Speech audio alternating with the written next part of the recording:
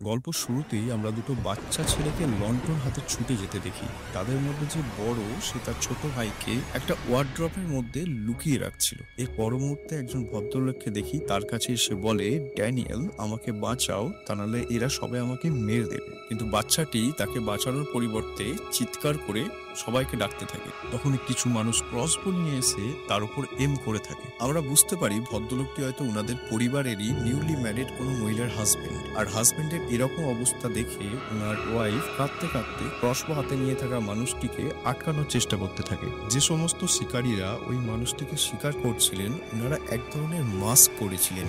আহত মানুষটিকে টানতে টানতে অন্য একটা জায়গায় নিয়ে যাওয়া হয়। আর আমরা এটাও দেখতে পাই ওই গ্রুপের একজন মহিলা ড্যানিয়েলকে থ্যাংক ইউ বলছিল ফর হেল্পিং। আজকের দিনে অর্থাৎ ৩০ বছর পর গ্রেস নামে একজন মেয়েকে দেখানো হয়, যে কিনা তার বিয়ের রিচুয়ালগুলোকে প্র্যাকটিস করছিলেন। এই দৃশ্য দেখে স্পষ্টই বোঝা যাচ্ছিল যে আজ তার বিয়ে, কিন্তু ছেলের পরিবারের লোক এই বিয়েতে যেন অতটা খুশি ছিল না। গ্রেসের হাজবেন্ড তাকে খুবই ভালোবাসতো, কিন্তু ছেলেপক্ষ যেহেতু অনেক ধনী ছিল, তাই তার এটা মনে হতো গ্রেস নাকি তাকে তার টাকার জন্যই ভালোবাসতো। আর ওনারা এটা ভাবছিলেন গ্রেস তার ছেলেকে তাদের টাকা দেখেই ভালোবেসেছে। এরপর আমরা বরের ভাইকে দেখি, সে আর কেউ না, প্রথম দৃশ্যে দেখানো ড্যানিয়েল। হ্যাঁ বন্ধুরা, প্রথম দৃশ্যে আমরা দুটি বাচ্চাকে দৌড়াতে দেখেছিলাম, এবং আজকের বর হলো সেই ভাই যে আলমারির মধ্যে লুকিয়ে পড়েছিল। এনার নাম হলো অ্যালেক্স। আর ড্যানিয়েলকে তো ইতিমধ্যেই আমরা চিনে গেছি, যে কিনা ওই ভদ্রলোকটিকে কাউন্টার করেছিলেন।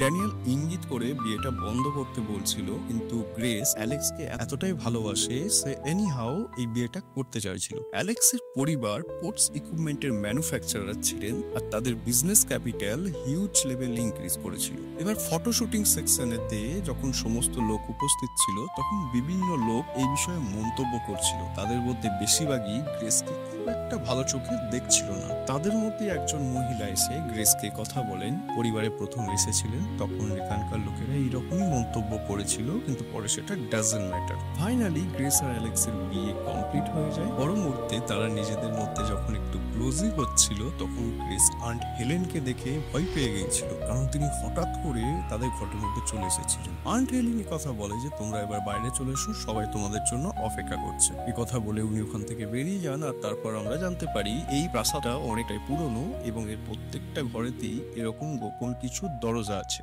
গ্রেস যখন জিজ্ঞাসা করে অ্যালেক্সকে, উত্তরে কথা বলে এই পরিবারের ঐতিহাসিক একটা কালচার আছে, নিউলি ওয়েডস কাপেলদেরকে এই গেমটি খেলতে হয়, তারপরে এই পরিবারের মানুষজন ওই নতুন সদস্যটিকে নিজের পরিবারের অংশ হিসাবে তাকে গ্রহণ করে নেবে। এবার তারা কি গেম খেলবে, এটা কার্ড ড্রয়ের মাধ্যমে সিদ্ধান্ত নেওয়া হবে। গ্রেসের এই কথাগুলো খুব বোকামি মনে হলে সে জিজ্ঞাসা করে, আমাকে কি এই খেলাতে জিততে হবে?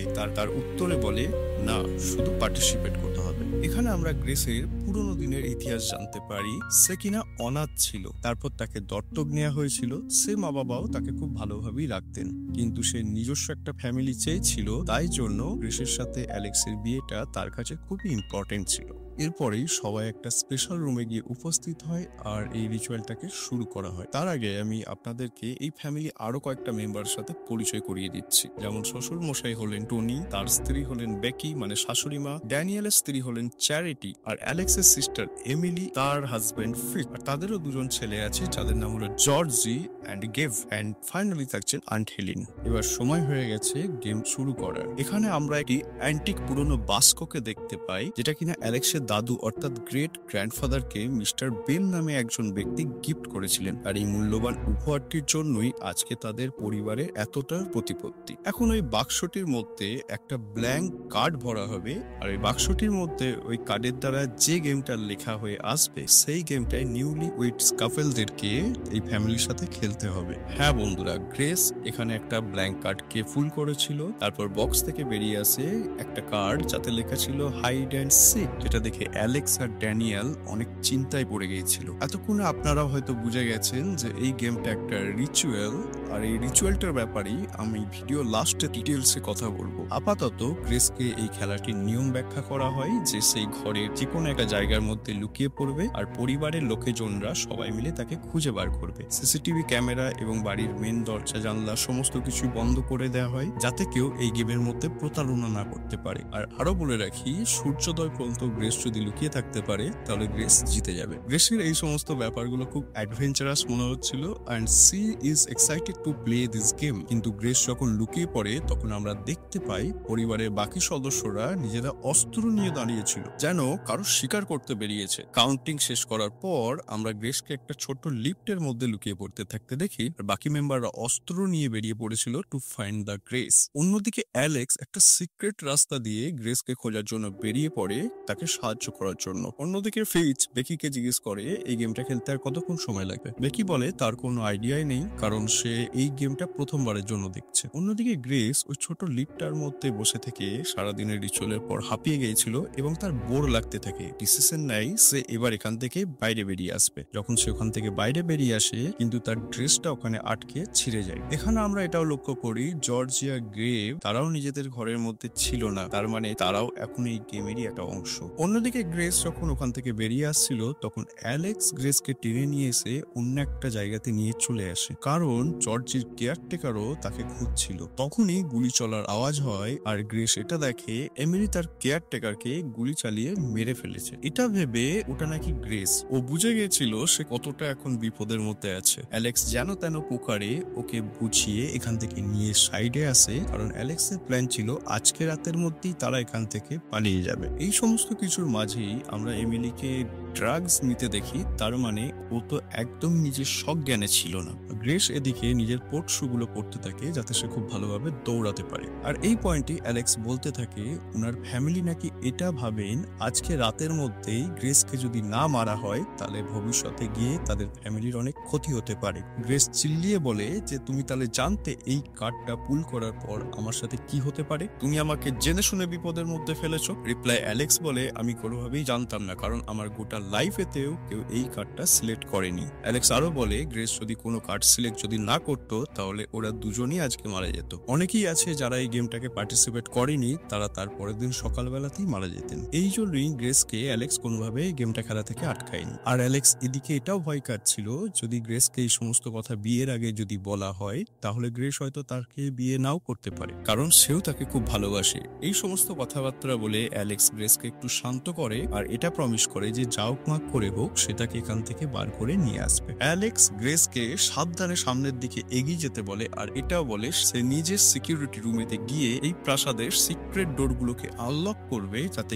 গ্রেস আরো অনেকটা জায়গা পেয়ে যাবে। গ্রেস একটা বুদ্ধিমানের কাজ করে, সে নিজের ড্রেসটাকে কেটে ছোট করে নেয় যাতে সে ভালোভাবে দৌড়াতে পারে। এখন ও নিজেও সার্ভাইভাল মুডেতে এসে গেছে। আর তখনই ওকে টনি, ড্যানিয়েল আর এমিলি দেখে ফেলে। সাথে সাথে ড্রাগ এডিক্ট এমিলি গ্রেসের ওপর গুলি চালিয়ে দেয়, কিন্তু নেশাগ্রস্ত হয়ে থাকার জন্য তার নিশানা কিন্তু লাগেনি। যাওক মাক করে ওখান থেকে বেরিয়ে গ্রেস স্টাডি রুমের মধ্যে গিয়ে পৌঁছায়, যেখানে ড্যানিয়েল ওকে দেখে ফেলে। ড্যানিয়েল গ্রেসকে 10 সেকেন্ডের হিট স্টার্ট দেয় আর তার মধ্যে তাকে ওখান থেকে পালিয়ে যেতে হবে। সুযোগ থাকতে ড্যানিয়েল গ্রেসকে না মারার জন্য তার ওয়াইফ চ্যারিটি এসে তাকে প্রশ্ন করতে থাকে। উত্তরে ড্যানিয়েল বলে গ্রেস তোমার থেকে অনেকটা আলাদা, কারণ তুমি আসতেই নিজের আত্মাকে শয়তানকে বেছে দিয়েছিলে। চ্যারিটি উত্তরে বলে সে অনেক গরিব ফ্যামিলি থেকে বিলং করতো, তাই আগের লাইফে ফিরে যাওয়ার থেকে এটাই তার কাছে বেশি ভালো ছিল। এই সমস্ত কথাবার্তা চলতে না চলতেই সবাই স্টাডি রুমের মধ্যে চলে আসে, যেখানে ফ্রিজের ক্রসবোটাকে এমিলি হ্যান্ডেল করতে গিয়ে আর একটা মেডকে মেরে ফেলে। বেকি এখানে এই কথা বলে নিজেদেরকে মেরে দেওয়ার থেকে বেশি ভালো হবে যদি সিসিটিভি ক্যামেরা অন করা যায়। অন্যদিকে গ্রেস নিজেকে প্রোটেক্ট করার জন্য দেয়াল থেকে একটা বন্দুককে সে নিজের কাছে রেখে দেয়। এই পয়েন্টে অ্যালেক্সকে আমরা সিকিউরিটি রুমের মধ্যে দেখতে পাই যে কি সাহায্য করার চেষ্টা করছিল বাই ওপেনিং দ্য সিক্রেট ডোর। সামনের দিকে এগিয়ে যেতে গ্রেস যখন কিচেনে পৌঁছায় তখন বাটলারের সাথে সাক্ষাৎ হয়ে যায়। তখন সে জানতে পারে তার হাতে যে বন্দুকটা আছে সেটা একটা শোপিস মাত্র। দেরি না করেই বন্দুকের ব্যাক সাইড দিয়ে বাটলারের মাথায় আঘাত করে সে সেখান থেকে পালিয়ে যায়। আর অন্যদিকে সিকিউরিটি রুমের বাইরে ফ্যামিলির অন্যান্য মেম্বাররা এসে জড়ো হয়ে যায় আর চেঁচিয়ে চেঁচিয়ে অ্যালেক্সকে এই ঘরের দরজা খোলার জন্য বলতে থাকে। গ্রেস সিসিটিভি ক্যামেরার জন্য যদি ধরা পড়ে যায় এই ভেবে অ্যালেক্স সিসিটিভি ক্যামেরার ইকুইপমেন্ট গুলোকেই নষ্ট করে দেয়। ভেতরে এসে টনি অ্যালেক্সকে যখন কেন কিছু বলতে থাকে, কিন্তু অ্যালেক্স নিজেই তার বাবাকে মারতে থাকে এবং তাকে বলতে থাকে গ্রেস হলো আমার স্ত্রী, তার থেকে তোমরা সবাই দূরে থাকো। ড্যানিয়েল কোনো না কোনো ভাবে এই পরিস্থিতিটাকে সামলানোর চেষ্টা করে। এতক্ষণের মধ্যে টনি উঠে পড়ে এবং অ্যালেক্সের মাথাতে একটা জিনিস দিয়ে আঘাত করে, আর যার জন্য অ্যালেক্স অজ্ঞান হয়ে মাটিতে পড়ে যায়। অ্যালেক্স অজ্ঞান হয়ে যাওয়ার পর টনি আর ড্যানিয়েল মিলে অ্যালেক্সকে তার নিজের রুমে নিয়ে যাচ্ছিল, আর এই সময় টনি নিজের যে গান ছিল সেটা ওই রুমের মধ্যেই ফেলে আসে। ওদিকে গ্রেস এই লিফটার মধ্যে আবার লুকাবার কথা ভাবে, সেখানে গিয়ে দেখতে পায় অলরেডি সেখানে সেই বাড়ির একজন মেড লুকিয়েছিল। গ্রেসকে দেখে সেই মেডটি চিৎকার করে ওঠে এবং তাড়াহুড়ো করতে গিয়ে আর সেই লিফটের সুইচ অন করে ফেলে। সে নিজেই এই লিফটের মধ্যে পিষে যায়। গ্রেস ওখান থেকে পালিয়ে যায়, আর ওর ফ্যামিলি মেম্বাররা এই সমস্ত দেখে পাগল হয়ে গিয়েছিল গ্রেসকে মারার জন্য। অ্যালেক্সের ফ্যামিলি অনেকটা চিন্তায় পড়ে গিয়েছিল, কারণ একদিকে সিকিউরিটি সিস্টেমের সাথে কম্প্রোমাইজ ছিল, অন্যদিকে বাড়ির সমস্ত জানলা এবং দরজা খুলে দেওয়া হয়েছিল। এই পরিস্থিতিতে ফ্যামিলি মেম্বাররা দরজা পাহারা দিতে চলে যায় যাতে গ্রেস পালিয়ে না যেতে পারে। এখানে আন্ট হেলিন একটা কথা বলে যে গ্রেসের সাথে তার নাকি অনেকটা সিমিলারিটি আছে। লাস্ট টাইম তিনিও নাকি এই হাইড অ্যান্ড সিক কাটাকে সিলেক্ট করেছিল, যেখানে ওনার হাজবেন্ড নাকি মারা গিয়েছিলেন। এর মানে বন্ধুরা, প্রথম সিনেতে আমরা যে মানুষটিকে দেখেছিলাম সেটা আন্ট হেলিনের হাজবেন্ড। হয়তো ওই ঘটনার পর থেকে তিনি এখন আরো কঠিন হয়ে গেছেন, আর সে এটা মনে করে তার তখন উচিত ছিল তার হাজবেন্ডকে মেরে দেয়া। সে এটা মনে করে অ্যালেক্সেরও এই কাজটাই করা উচিত তার পরিবারকে বাঁচানোর জন্য। বাই দ্য ওয়ে, গ্রেস এই সমস্ত কথাগুলো সব লুকিয়ে লুকিয়ে শুনতে পাচ্ছিল। ইতিমধ্যে অ্যালেক্সও নিজের জ্ঞানে ফিরে এসেছিল। তার ঠিক নিচের তলাতে ফ্রিজকে দেখি গুগল সার্চ করতে ব্যাটস উইথ দ্য ডেভিল। এটি এমন একটি ক্যারেক্টার যে এখনো পর্যন্ত এই গেমটাকে অ্যাক্টিভলি পার্টিসিপেট কিন্তু করেনি। গ্রেস ওপর থেকে জাম্প করে সেই গার্ডেনের মধ্যে দিয়ে পালানোর চেষ্টা করছিল। এই পরের সিনেতে গ্রেস একটু এগিয়ে গিয়ে জর্জির সামনাসামনি চলে আসে, আর জর্জি তার মায়ের বন্দুকে তার দিকে এম করেছিল। সেই বন্দুক দিয়ে গ্রেসের ওপর ফায়ার করে দেয় এবং সেই বন্দুকে গুলি গিয়ে লাগে গ্রেসের হাতের মধ্যে এবং তার হাতটা ইনজিওরও হয়ে যায়। এটাকে গিয়ে গ্রেস ও জর্জিকে আহত করে দেয়। এই হাতাহাতি করতে গিয়ে জর্জি তো অজ্ঞান হয়ে যায়, কিন্তু গ্রেস একটা বেসমেন্টের মতো জায়গাতে পড়ে গিয়েছিল। সেখানে গিয়ে এই বাড়ির পুরনো যে ভিকটিম যারা ছিল তাদের লাশগুলোকে ডিসকভার করতে থাকে। অনেক চেষ্টা করে সে এখান থেকে বেরোবার জন্য সফল হয়ে যায়। তারপর বেরিয়ে এসে নিজের উইডিং ড্রেস ছিঁড়ে সেই হাতের ওই গুলি লাগা অংশটিকে ব্যান্ডেজের মতো করে মুড়ে দেয়। ওখান থেকে বেরোবার পর আমরা চ্যারিটিকে দেখি ওর ওপর বন্দুকের এম করে রাখতে। ফায়ার করার পর বন্দুকের গুলি যখন লাগলো না, তখন গ্রেস ওখান থেকে পালিয়ে যায়। চ্যারিটির সঙ্গে সঙ্গে বাটলারকে জানিয়ে দেয় যে গ্রেস উত্তরের দিকে পালিয়ে গেছে। এদিকে গ্রেস একটা আয়রন গেটকে চাউকমাক করে ভেঙে ওখান থেকে বেরিয়ে চলে আসে। বাইরে বেরিয়ে এসে চাউকমাক করে সেই গাড়িগুলোকে দাঁড় করাবার চেষ্টা করছিল, কিন্তু তার এই অবস্থা দেখে কেউই গাড়ি থামাতে রাজি হয়নি। তখনই ও লক্ষ্য করে বাটলার গাড়ি নিয়ে ওখানে পৌঁছে গিয়েছিল, যেটা দেখে ও নিজেকে লুকিয়ে নেয়।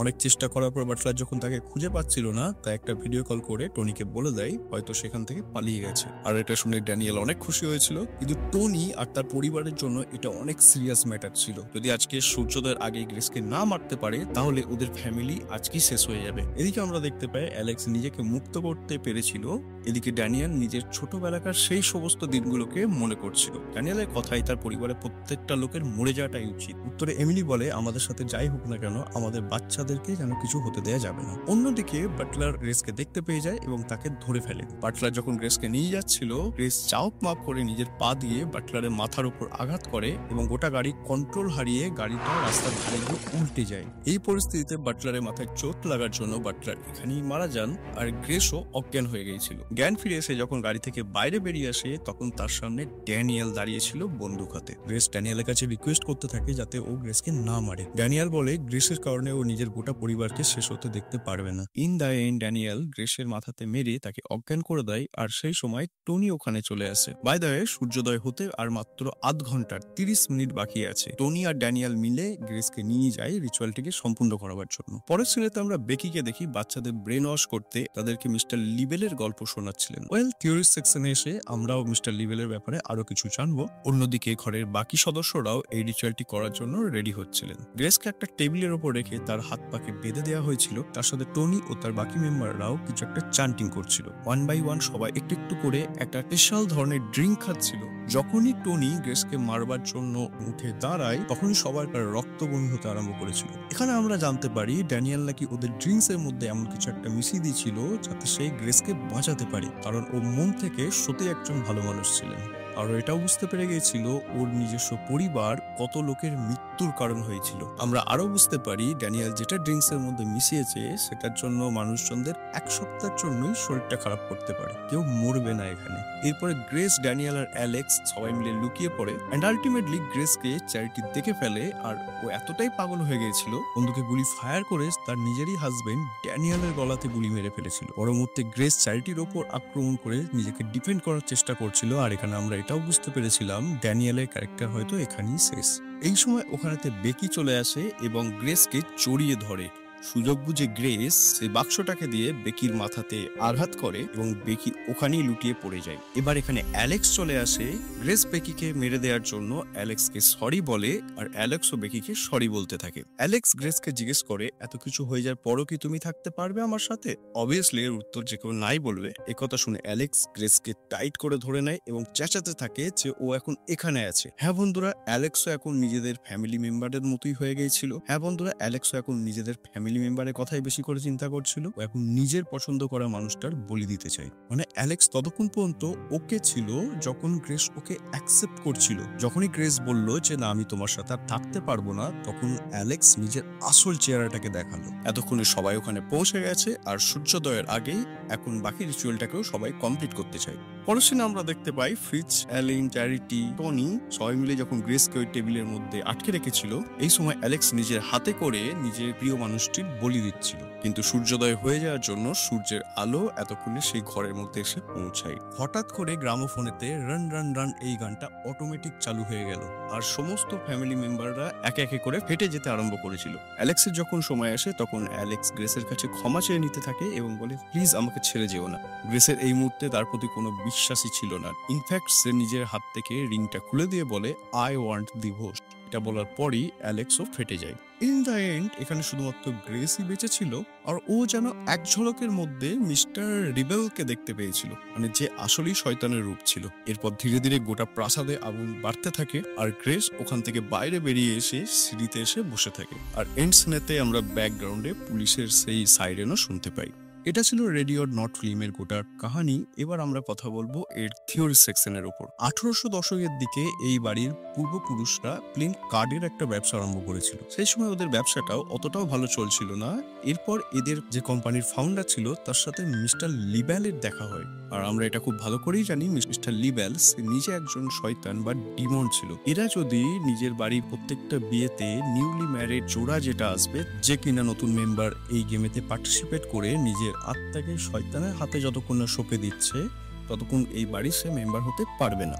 আর গেম খেলার মানে হচ্ছে ওর যে টার্মস এন্ড কন্ডিশন যেগুলো থাকে সেগুলোর সাথে এগ্রি করা। একটার পর একটা জেনারেশন এই রিচুয়ালটাকে 1 by 1 ফলো করতে থাকে। আর এদের ছোট্ট একটা কোম্পানি যেটা বিশাল বড় একটা এম্পায়ারে এসে দাঁড়িয়েছিল। বক্স থেকে বেরোনো কার্ডগুলোর মধ্যে বেশিরভাগ সময় কোনো একটা কার্ড গেম, চেস গেম এই ধরনের কার্ড বেরিয়ে আসতো। কিন্তু 30 থেকে 35 বছর অন্তর অন্তর এইরকম একটা গেম হাইড এন্ড সিকের কার্ড বেরিয়ে আসতো, আর যেটা অফকোর্স নিউলি ওয়েডকে খেলতে হবে। আমরা তো এই হাইড এন্ড সিক গেমটাকে ফিল্মের মধ্যে তো দেখলামই। এবার দেখুন 30 থেকে 35 বছরের কথাটা কেন আমি উল্লেখ করছি, কারণ গ্রেসের আগে আন্ট হেলেনের সাথে এই জিনিসটা হয়েছিল। সে নিজেও এই হাইড এন্ড সিক গেমটাকে খেলেছিল। তার মানে এটা দাঁড়ালো প্রতি 30 থেকে 35 বছর অন্তর একটা করে প্রাণ স্যাক্রিফাইস করতে হতো ওই ডেমনটার জন্য। যেহেতু গ্রেস অ্যালেক্সকে সত্যি খুব ভালোবাসতো তাই জন্য সে গেমটার সাথে পার্টিসিপেট করেছিল ঠিকই, কিন্তু সে নিজের আত্মা বা সোলকে ওই ডিমনের হাতে তুলে দেয়নি। তাই জন্য মিস্টার টনি বা অ্যালেক্সের পরিবারের প্রত্যেকে তো মরে তো গেলই, তার সাথে জর্জিয়া।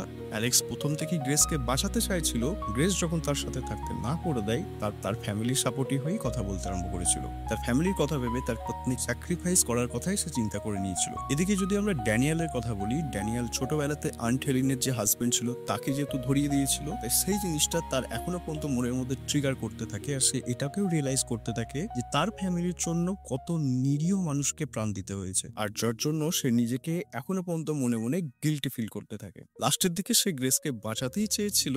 এটাকে অনেকটা এইভাবে ইন্ডিকেট করে তার জন্য হয়তো একটা প্রাণ আগে একজনকার গেছে, কিন্তু সে আজকে দিনে একটা প্রাণকে বাঁচিয়েছে। আর এটা করে হয়তো সে যেন পিস বা শান্তি বা মুক্তি পেয়েছে। এবার কথা হচ্ছে যদি স্যাক্রিফাইস যদি না করা হয় একজন প্রাণকে, তাহলে কি হবে? সত্যি করে কি মানুষজন কি মারা যাবে? আর সেটার উত্তরও আমরা কিন্তু পেয়ে গেছি। আসলে ডিমনের সাথে ওই ট্রিটি বা ডিল যেটা অলরেডি ডেভিলের সাথে সত্যি করে হয়েছিল, আর ডেভিলের সাথে যদি কোনো চুক্তি হয়ে থাকে তাহলে অবভিয়াসলি ডেভিল এসে সেটাকে কালেক্ট তো করবেই। তাই জন্যই লাস্টের দিকে তো সবাই একজন একজন করে মারা যেতে আরম্ভ করে এবং কেউই বাঁচতে পারলো না।